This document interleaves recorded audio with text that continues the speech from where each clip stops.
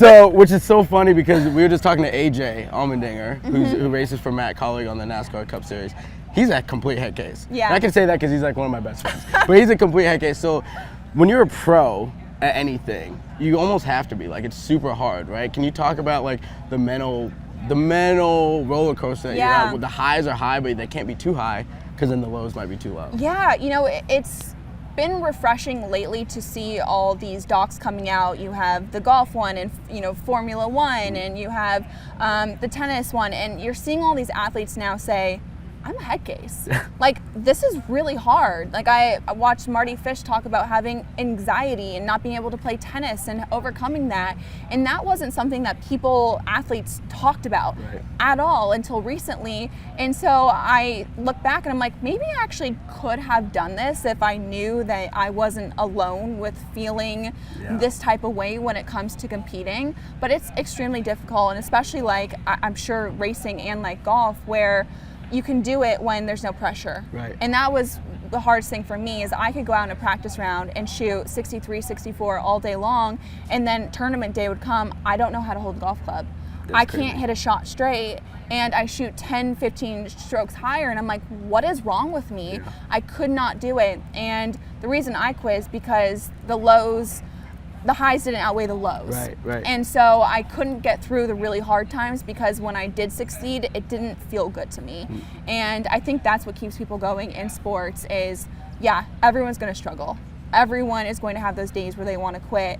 The fighters are the ones who make it, and the ones that can get through. And I think we all deal with those self-doubt and feeling like we want to quit and being a head case, but that's what sets people apart from, for me, like just playing for fun at a really high level and then playing to win, to compete. And a lot of people just can't handle that. It's tough. I feel like golf and driving race cars are very similar, because it's just you, right? Either on the course or in the car. You have a team around you supporting you. I can't drive a golf ball, and I also can't parallel park. So maybe, I think it's hand in hand.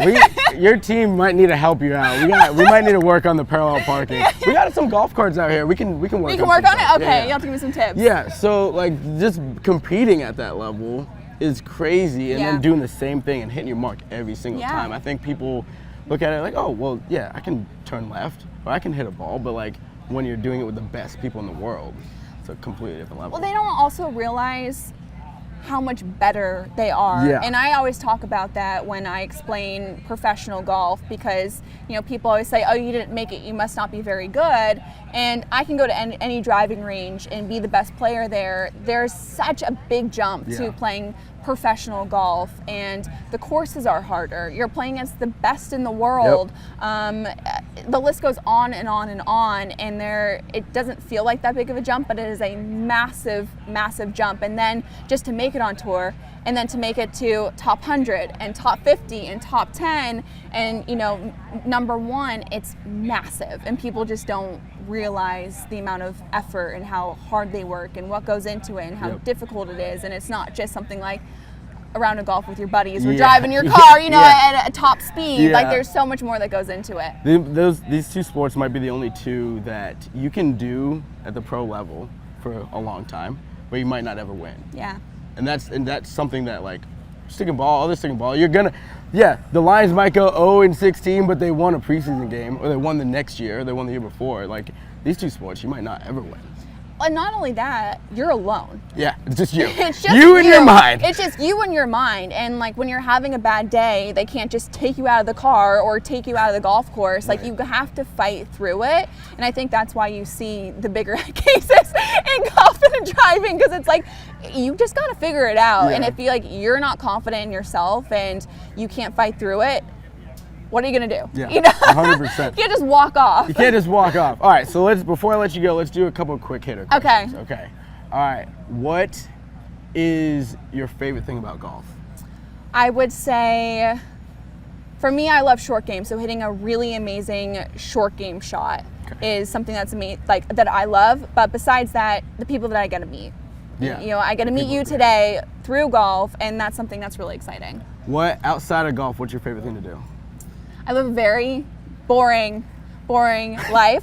I have a dog. I love my dog, so taking my dog on long walks. Long walks with the dog. That's the dog that you have. It's the heck of it. Yeah. It's a very, very Realistic we're gonna have to get a looking. video of that because it's a very realistic. People are freaked out when they see it. I'm like, it's not real. Don't worry. What was your favorite moment on the golf course?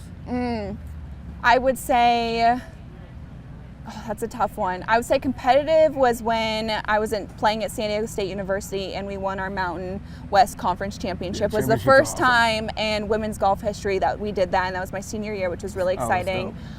Besides competitive, I would say,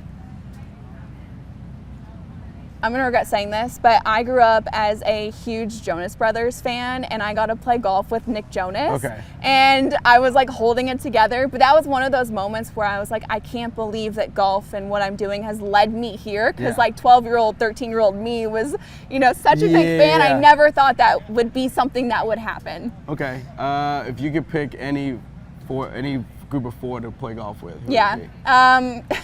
I get asked this question all I the feel like all time. the time. Yeah, and I always used to say like Justin Timberlake and Nick Jonas, Yeah. and I've played with them now, which Yeah. has been so yeah, cool. Yeah, which is cool, but then you've done it. And Yeah, now I've it's like, done it, okay, now and I need I've played someone with so many really amazing entertainers, but the rounds that I look back on that I remember and that I've learned so much were playing with pros. Yeah. Like I played with Darren Clark at another Champions Tour Pro-Am, and it was one of the most enjoyable rounds of golf that I've ever had, and I learned That's so cool. much, and he gave so many interesting tips. And so I always like to pick golfers. Yeah, yeah. And Tiger Woods, I've never played with Tiger. He's given me a chipping lesson once, and it was amazing. How cool is that? I don't usually get nervous, Yeah. or I was shaking. He has this presence that I can't even describe.